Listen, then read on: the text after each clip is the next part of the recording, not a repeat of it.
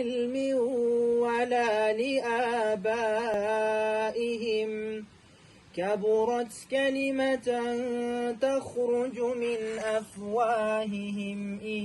يقولون إلا كذبا فلعلك باخع نفسك على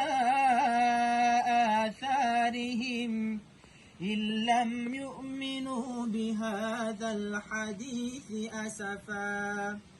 إنا جعلنا ما على الأرض زينة لها لنبلوهم أيهم أحسن عملا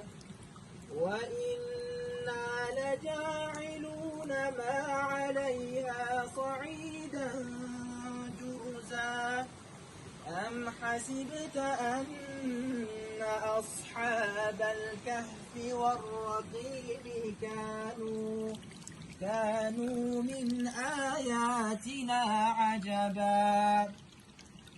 إذ أوى الفتية إلى الكهف فقالوا ربنا آتنا من لدنك رحمة